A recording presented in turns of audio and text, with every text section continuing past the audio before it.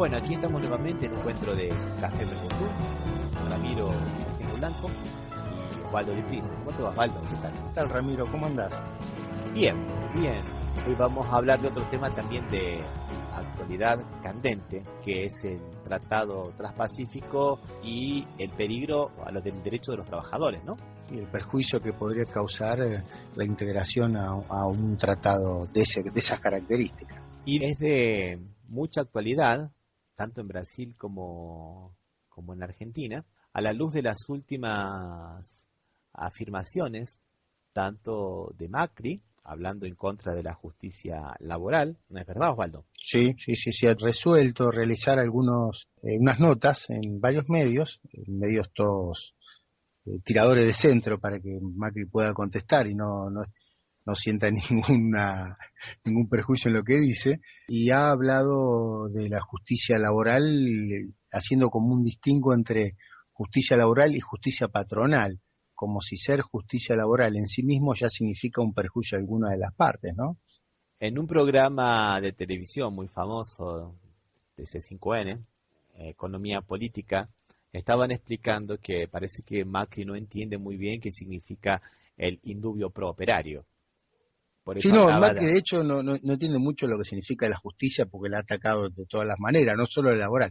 En la laboral aparte desconoce la Constitución Nacional porque desconoce el artículo 14 bis, que es la base de todo el derecho del trabajo y que establece que siempre se debe fallar o se debe interpretar las normas a favor de la parte más débil, que sin lugar a dudas la parte más débil es el trabajador.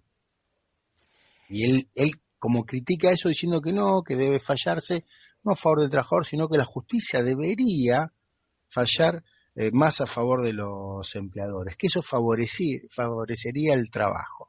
en realidad él dijo, si no me equivoco, Osvaldo, corregime, de una forma más equitativa. Que sea más equitativa con los empresarios, pero dice que falla en favor de los trabajadores. Pensando solamente que para el trabajador la pérdida de su remuneración le implica pérdida de dejar de satisfacer necesidades que podríamos determinar que sean básicas, o sea, pero la alimentación, el estudio, la vestimenta, la vivienda, gozar del descanso, son necesidades básicas de todos los trabajadores. Si pierde el salario, pierde eso. En cambio, el empleador le da lo mismo pagarte a vos, Ramiro, o pagarme a mí, le da exactamente lo mismo. Entonces, al ver esa diferencia básica, hay un principio del derecho del trabajo, el principio protectorio, que incluye el indubio pro operario, entre otros más, de la realidad material. Hay muchos otros principios que lo que buscan es equilibrar ese desequilibrio de origen, que es que el trabajador necesita sí o sí del ingreso y al empleador le da lo mismo a quien se lo pague, salvo en algunas cosas muy particulares. Evidentemente, no todos los trabajadores son iguales, pero en la mayoría estamos todos en la misma bolsa, diríamos. Y eso es lo que buscaba, en principio favorece la justicia del trabajo y lo que parece que afecta a las inversiones según Macri. Interesante, Osvaldo, lo que ocurre en Argentina y lo que ocurre en Brasil. Aquí también fue muy festejada la opinión de un diputado en la Comisión de Trabajo de la Cámara de Diputados, Nelson Marchesán, del Partido de la Socialdemocracia Brasilera, partido al cual pertenece Serra, el actual canciller del gobierno interino de Temer, que defendió que cierren la justicia del trabajo como una solución para generar más empleo, justamente por causa de esta especialidad que tiene la justicia del trabajo. Entonces, por un lado, Macri, que es la cabeza de Argentina diciendo esto, por otro lado, un diputado que es del mismo partido del canciller, proponiendo exactamente lo mismo. Parece que son nuevos tiempos, nuevos aires, ¿no, Osvaldo?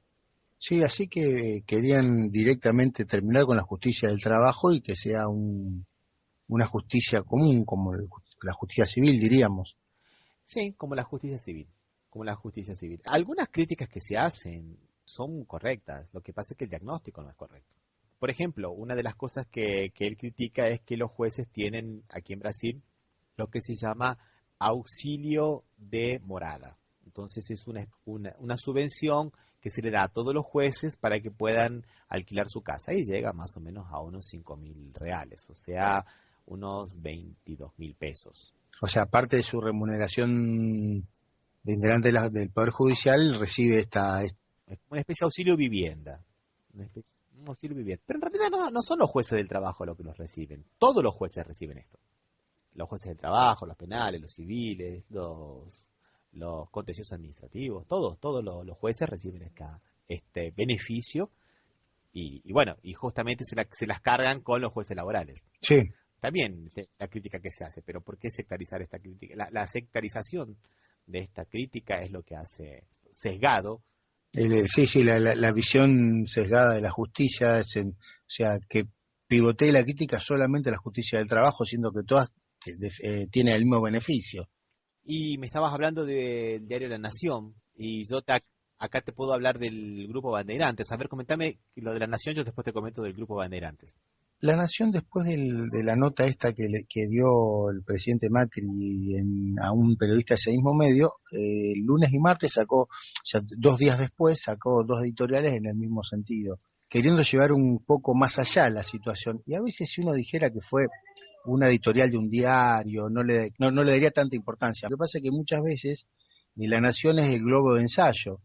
Tiran la noticia y después ves cómo reacciona la gente. Si la gente no dice nada, empiezan a ganar situaciones. Y lo que dijo puntualmente La Nación es, atacó todos los principios del derecho del trabajo. Primero, nosotros tenemos un sistema que se llama de convenios colectivos de trabajo, de rama o de tarea, que se aplican en todo el país, solamente importa la rama en que se realiza, ¿no? Entonces, ¿ellos qué dicen en La Nación? ¿Para qué uno de rama o tarea? Vamos a hacer uno de empresa.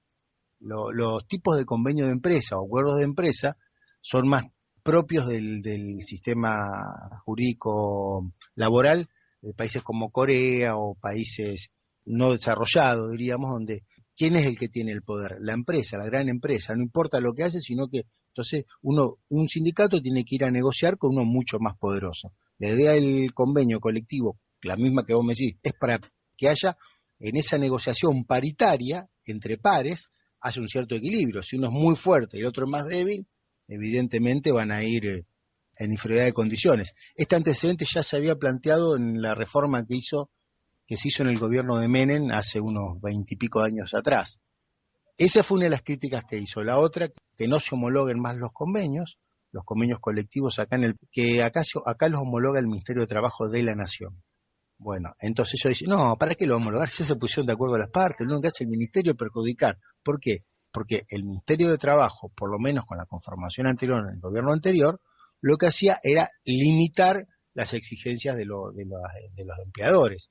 O sea, daba un cierto control de legalidad. Supongamos que un convenio de un día para el otro decía que los colectivos, porque es más barato el transporte público de pasajeros, no funciona de noche, porque es más barato. Seguramente los trabajadores y los empleadores van a estar totalmente de acuerdo en eso, pero nos vamos a perjudicar todo en esa resolución. Y eso es la función de homologación. Ese control de legalidad lo hace el Ministerio de Trabajo. Extremo que la Nación dice que era negativo. Por último, la última crítica que hizo La Nación fue sobre en la ciudad de Rosario, donde vivo yo, en la ciudad de Rosario, en Santa Fe, y sacó un acuerdo hace 1 mes y medio atrás, una ley, donde las grandes superficies comerciales, sea shopping y supermercados, de más de 1.200 metros cuadrados, deben cerrar los domingos. Y ellos entienden que es una limitación al derecho de los particulares. O sea que la vieja institución del descanso hebdomedario, que proviene de origen bíblico, para ellos es una limitación a la libertad de los particulares.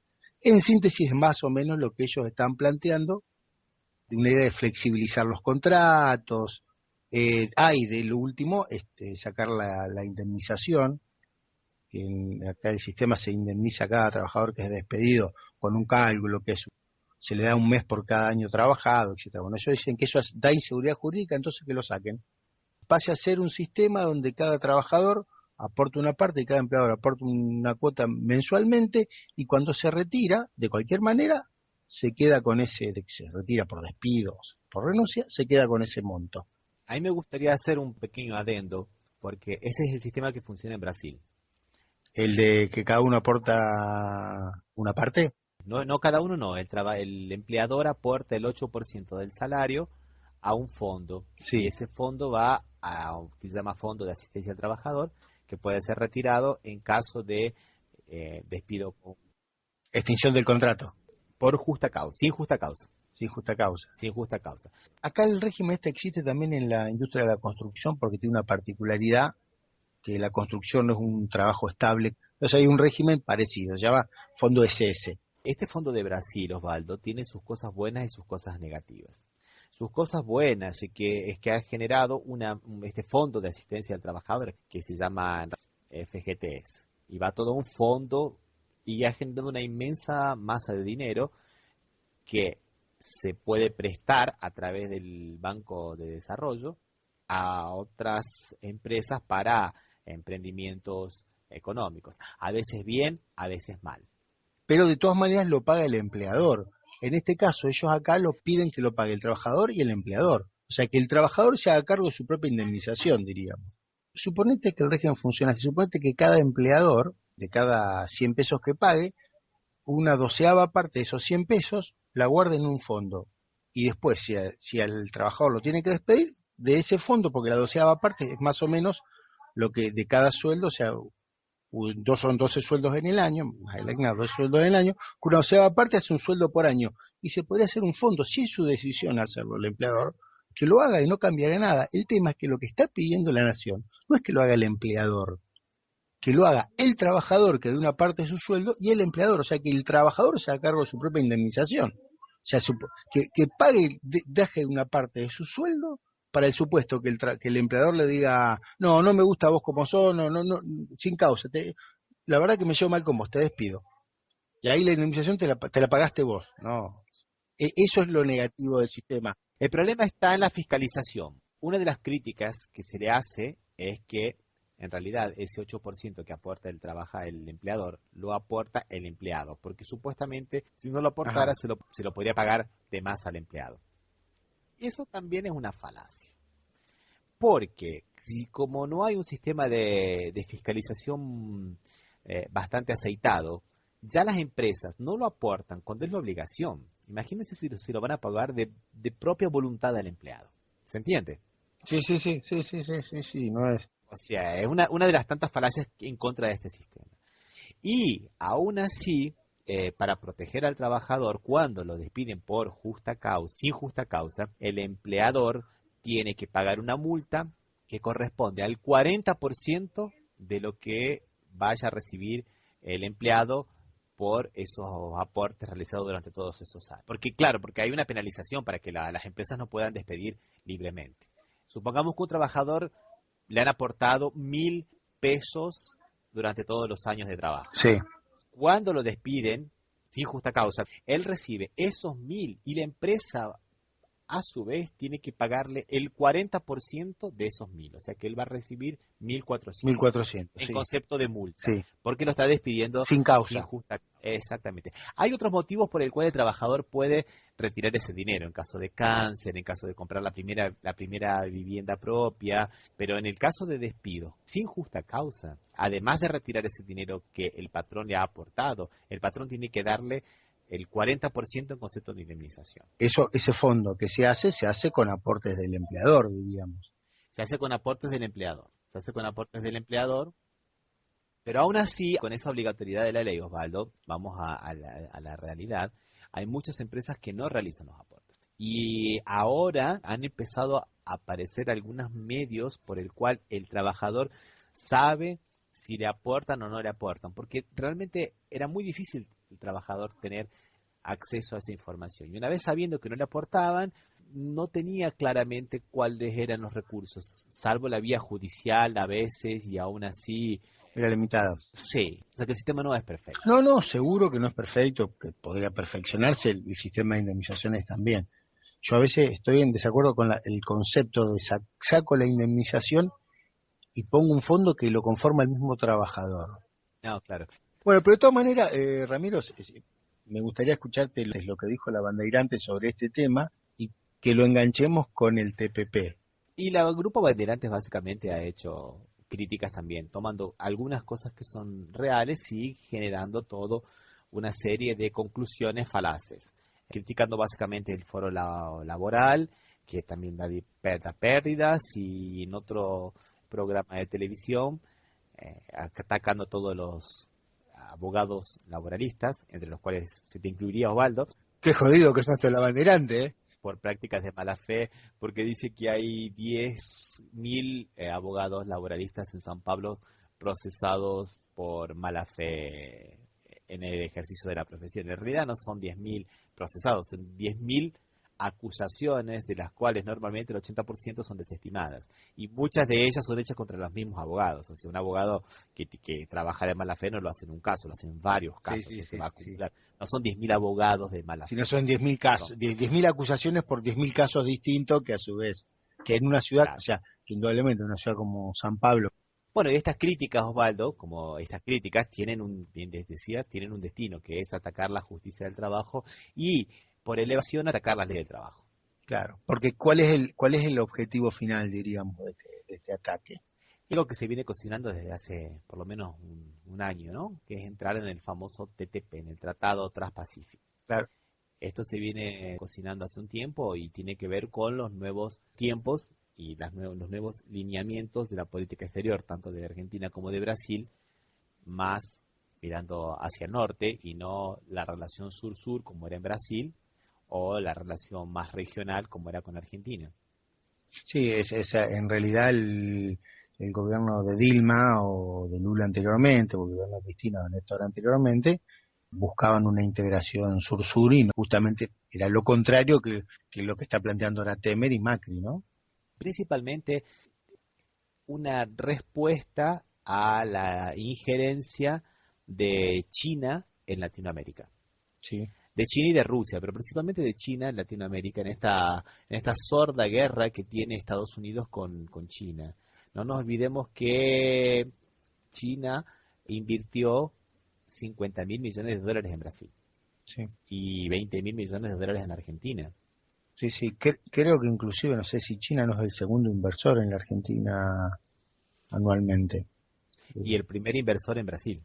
El Sí, primer sí. inversor en Brasil. Y bueno, y acá en su momento el gobierno anterior lo criticaban por los swaps, que era un acuerdo de préstamo que se había hecho con China para poder operar con la moneda, con el yuan, había swap y eran de 10.000 millones de dólares, me parece, algo Eran 10 mil así. millones de dólares, sí, sí. Y qué interesante, Osvaldo, porque acá también en Brasil se criticaba un swap que había hecho con China, que no se llegó a utilizar nunca, pero no se criticaba un swap de 16.000 millones de dólares que se había hecho en el gobierno de Cardoso Mm. en el 2002, con el Fondo Monetario Ah, no, Internacional. porque el Fondo Monetario es otra cosa. Sí, nosotros también con el fondo lo hicimos. De todas maneras, el gobierno actual sigue beneficiándose de este swap que antes lo criticaba y ahora lo acepta como... Bueno, y esta nueva orientación que tiene las Cancillerías, ¿no? Parece que también van trabajando por el mismo lado. Serra criticó la semana pasada la política exterior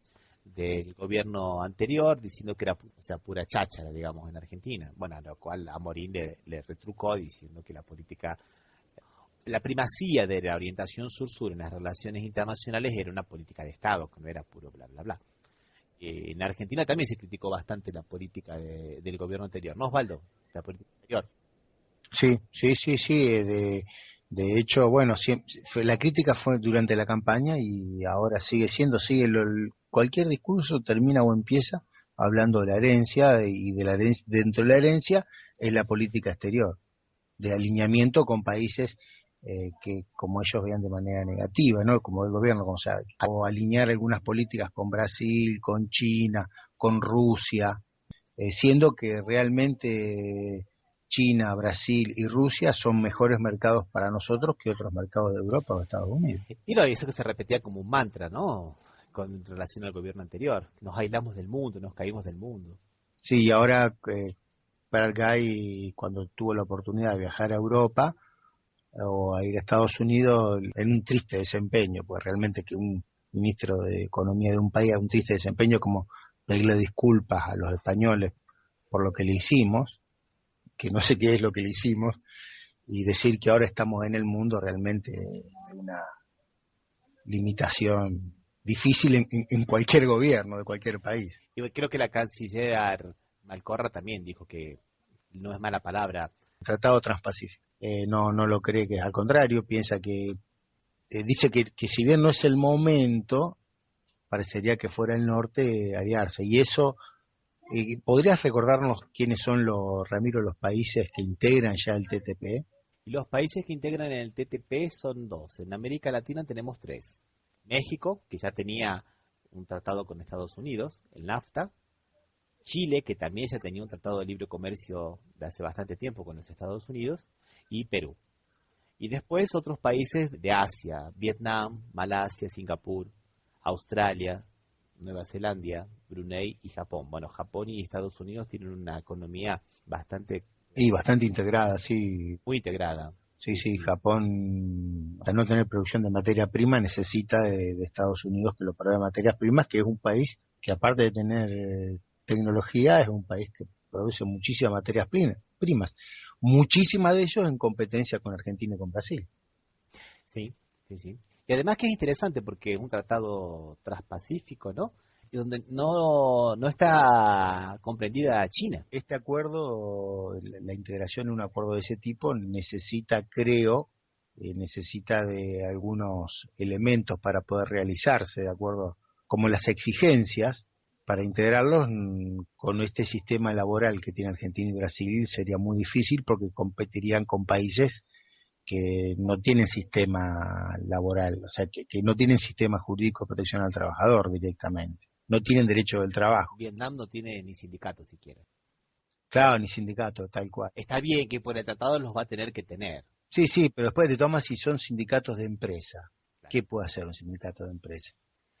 Y tiene que ver un poco esto con cómo está pensado este TTP, que es secreto y no se sabe mucho. Si no fuera por Wikileaks, que más o menos divulgó algunas cosas que se mantienen en secreto, no sabríamos absolutamente nada. No quieren que pase lo que pasó con el otro tratado, del cual este es, digamos, una continuación, que era el AMI, los acuerdos multilaterales de integración que nacieron entre el año 95 y 97 y después no los aprobó nadie, justamente porque tienen unas cláusulas que son muy comprometedoras de la soberanía de los países. Aquí estamos creando nuevas instituciones del derecho público, las empresas multinacionales, a las cuales les damos entidades de derecho público, porque van a poder cuestionar las decisiones de los estados directamente de igual a igual. A ver si se entiende, Osvaldo. Una empresa que se sienta perjudicada por alguna decisión que uno de los estados, partes de este tratado, pueda tomar, va directamente a demandarla como si fuera un estado. Sí. Dentro del derecho internacional público, esto prácticamente no existía. Algunas ONGs con personería internacional tenían esto. Sí, otorgarle características propias de los estados. Por eso es necesario, claro, por eso es necesario acabar con las leyes de trabajo y acabar con la justicia del trabajo, para que las empresas, ante alguna disposición, puedan ir directamente a consejos arbitrales que el propio Estado establece. No va a haber más justicia de los países, y sí consejos arbitrales internacionales.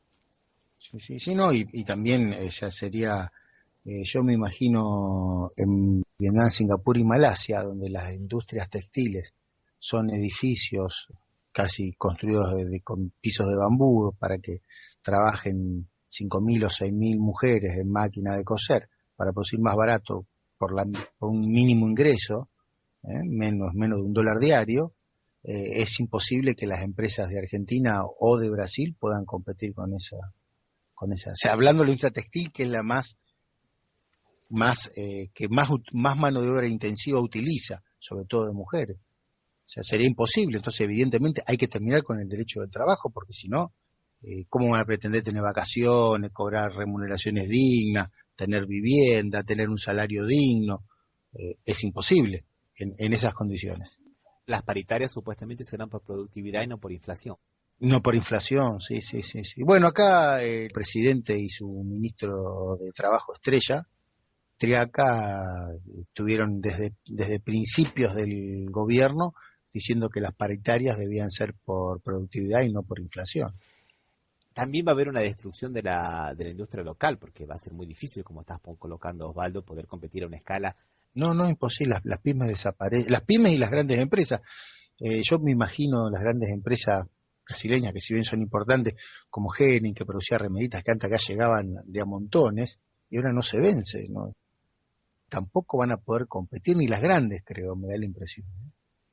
Bueno, eso te lo puedo decir con un poco más de propiedad porque tengo una especie de prima segunda aquí en Brasil que se dedica a la confección y se les hace cuesta arriba porque competir con la industria china ya es terrible. Imagínense si en un tratado donde lleguen los productos con aranceles cero, cómo competir con las de Malasia Sí, sí, y sí, Singapur Singapur, sí, sí, y Vietnam. y Vietnam. Y Vietnam, Si que ahora, de ahora hecho son son más baratas que las de China. sí, y si ahora son competitivas, yo no quiero imaginarme entrando al 0%. No, no, directamente es casi el certificado de función de la economía argentina y la brasileña. Me supongo que la brasileña es un poco más fuerte y más poderosa porque tiene un mercado interno que es muy importante, ¿no? Pero Y eso pensando en las cosas que directamente van a afectar a los trabajadores, sin pensar en las cosas que indirectamente van a afectar a los trabajadores. Por ejemplo, la eliminación de las barreras al comercio, incluidas aquellas leyes que garantizan la seguridad alimentaria, la protección de la agricultura y la privacidad de la información de los ciudadanos, también va a influir eh, en los trabajadores, para quien la parte destinada a la alimentación de su salario es más fuerte. uh-huh.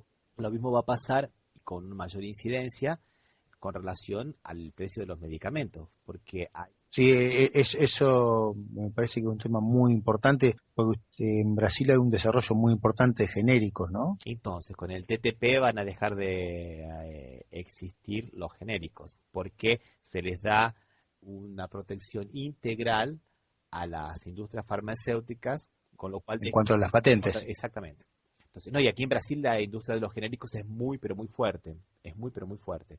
E inclusive Sí, es algunos, reconocida a nivel mundial, junto con la de India, me parece que son junto con la de las India, industrias. e inclusive algunas políticas muy criticadas en su momento, que han merecido destaque a nivel mundial, como por ejemplo la política del combate al SIDA, solo fue posible porque se quebraron las patentes. Sí, sí, no sería imposible, por el costo que tenía. No sería imposible por los costos, exactamente, si no sería imposible. No es que se quebraron las patentes, se usaron las patentes de la India que por su vez había quebrado las Que a patentes veces ya de habían los otros patentado cosas y ya laboratorios. estaban patentadas. Y eso tiene que ver también con algunas otras medidas que se plantean aquí en Brasil y que ya fueron tomadas en Argentina, como por ejemplo, aquí se plantea eliminar las restricciones a la compra de tierras por parte de los extranjeros. Si no me equivoco, Macri ha hecho lo mismo, ¿no? Por decreto. Sí, sí, ya eliminó, o sea, sigue habiendo algunas limitaciones, pero cada vez las limitaciones son menores, ¿no? Y bueno, eso tiene que ver también aquí en Brasil, el tema es muy sensible con lo que se llama la biopiratería. O sea, comprar tierras para poder ver dónde aparecen dónde investigar y descubrir nuevas sustancias medicinales, Sí, tanto en la región de la Amazonia como en la región de las sierras. sí, sí, sí, sí, sí. No podemos dejar de pensar, para darle una verdadera dimensión, que la industria de los medicamentos, junto con la de armas, son de las tres primeras industrias que más mueven dinero en todo el mundo, ¿no? O sea, no es un tema menor. Sí, sí, sí. Y con relación al trabajo, no se ha hecho un verdadero estudio todavía de cuáles pueden ser los estragos en cuanto a la pérdida de puestos de trabajo en América Latina. Pero en Europa se ha pensado que a pesar de todo lo que se quiere vender con el TTIP, que es el Tratado Transatlántico de Integración, que va a ser exactamente lo mismo, que también se está negociando en secreto, que va a ser un hecho casi calcado del TTP, hay algunos estudios que dicen que hasta 2025 se pueden llegar a perder aproximadamente más de medio millón de puestos de trabajo en Europa. Sí, O sea, los volúmenes de intercambio que se estiman son superiores. Se estiman que para los Estados Unidos el TTIP puede significar un incremento del comercio de 90.000 millones de dólares y para la Unión Económica Europea de 120.000 millones de dólares. O sea, supuestamente una relación win-win, todos ganan. Sí, sí. Pero eso va a significar una pérdida de más o menos 500.000 puestos de trabajo. Las grandes multinacionales ganan y los trabajadores pierden. No es tan win-win. Sí. Bueno, Osvaldo, pensando entonces ahora que este tratado transpacífico, como el tratado transatlántico que se está negociando entre Estados Unidos, Canadá y la Comunidad Económica Europea, son una respuesta a esta ruta de la seda que también integra la economía de Europa, Medio Oriente, Asia y especialmente China, no sé si a nosotros en este momento como Mercosur nos conviene tomar partido tan decididamente por uno cuando tenemos relaciones con los otros, cuando tenemos relaciones tanto con China como con Rusia.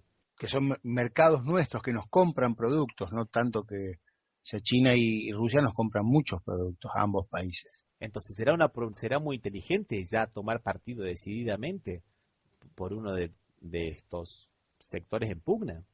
¿O será mejor desencillar hasta que aclare? Y defender nuestras leyes y nuestros derechos de trabajo, ¿no? Sí, yo creo que me parece una posición más inteligente, esperando a ver cómo evoluciona. Sí, yo no puedo dejar de decir que en realidad lo que están haciendo tanto el gobierno de Brasil como de Argentina, que acusaban a los gobiernos anteriores de ideológicos, es tomar posiciones por una cuestión netamente ideológica. Sí, los gobiernos realmente no están actuando económicamente, están actuando de manera ideológica. Bueno, dejamos por aquí, Osvaldo, nos encontramos en el próximo encuentro y vamos a aprovechar para invitar a las personas que nos escuchan a visitarnos en la página web www.cafemercosur.com y a seguirnos en las redes sociales como Café Mercosur, tanto en Facebook como en Twitter. Bueno, hasta la próxima, Osvaldo, un abrazo. Un abrazo, Ramiro. Chao.